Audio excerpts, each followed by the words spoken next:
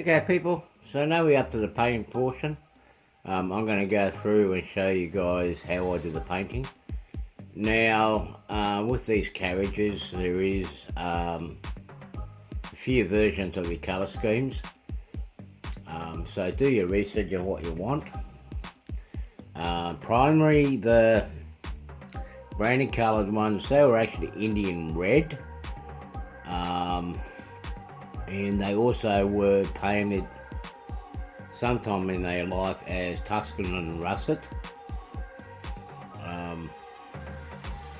Now there were some sets that were made in other colour schemes, like this one here. Yes, this is done up. This one's done up as a South Coast Daylight.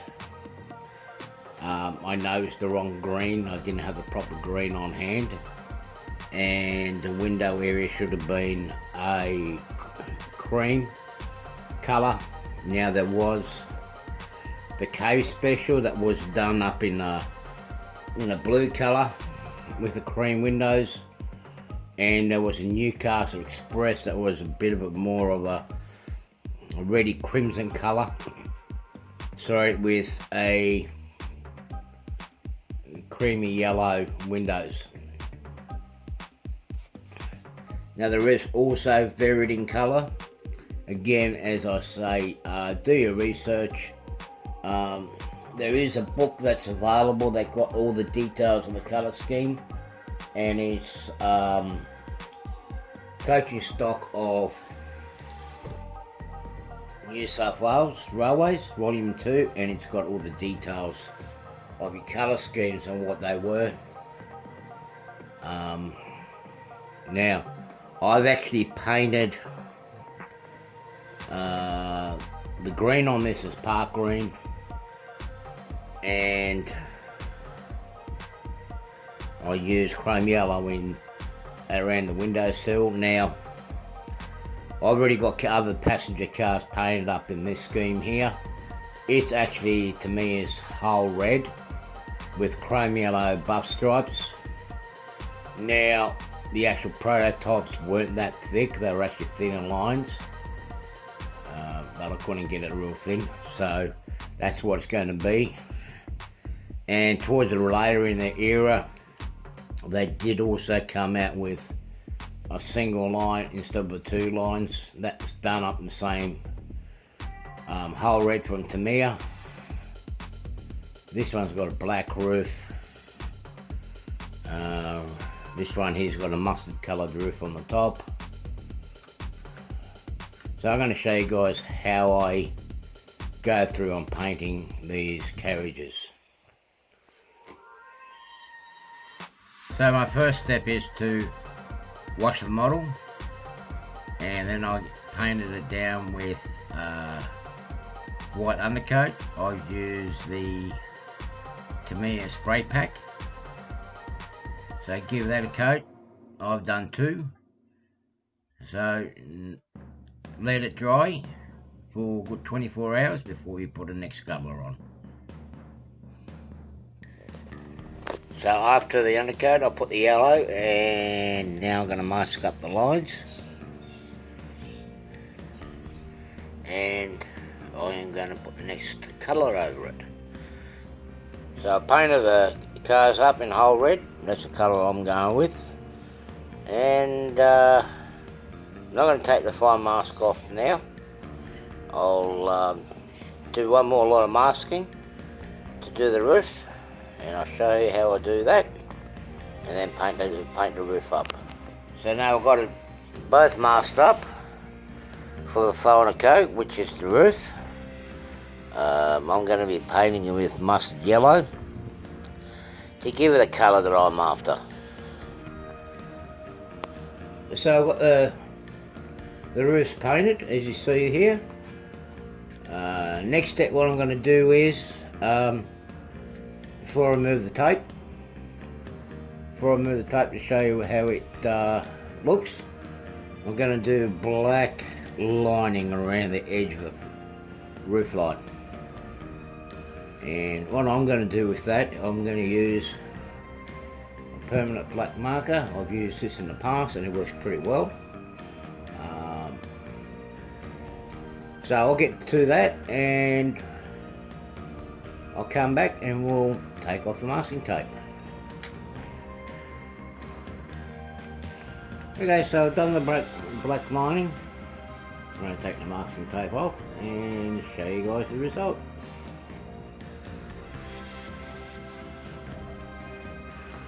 Okay, so I've got the masking off. As you can see, you get the crisp lines. I've got the yellow band, the black band, and now we're ready for the assembly of the glazing on the inside and the fence on the roof. So I'll get back to that now. Okay, now we're going to get ready for the final step. We're going to do the detailing of the shells.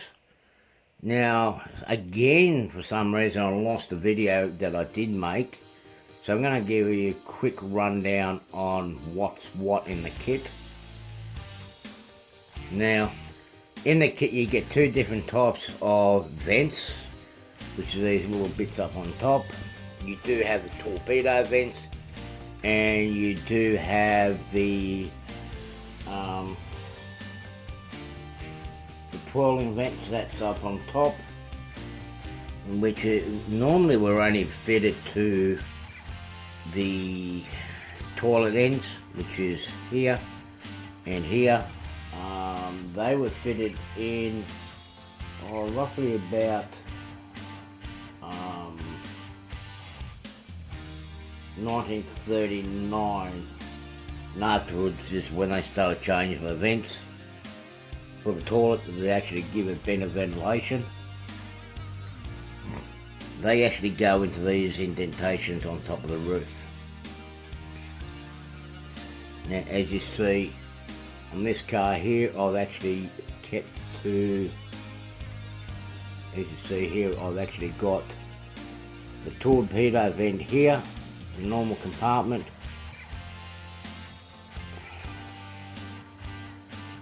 and on this car here you will see at the front I've got the two different type of vents. But mind you, I did do an error. I put the vent around the wrong way around. Now I put those in before I did my research, so I do apologise for that.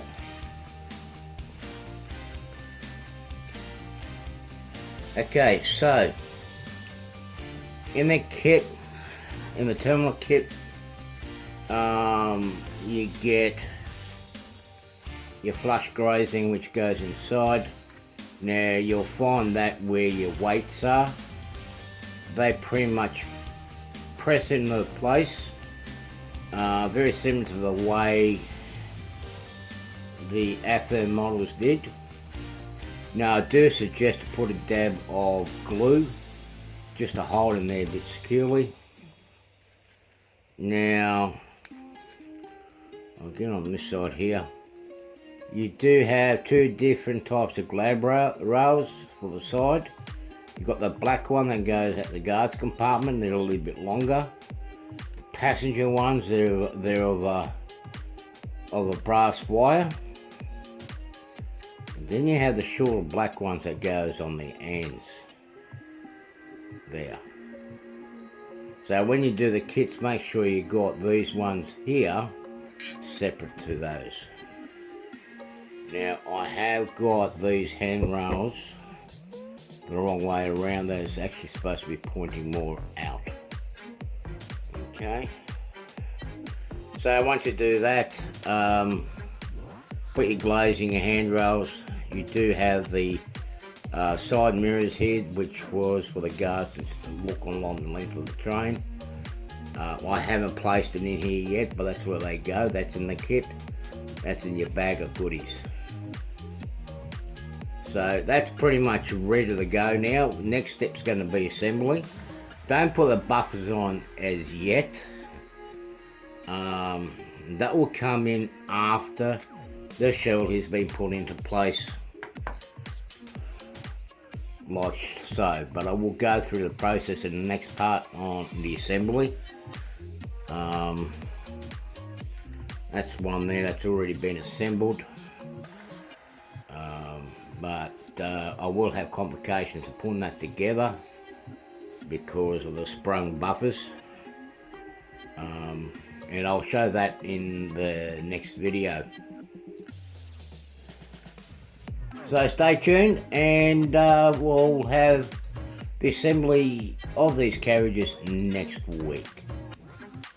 So until then, bye for now.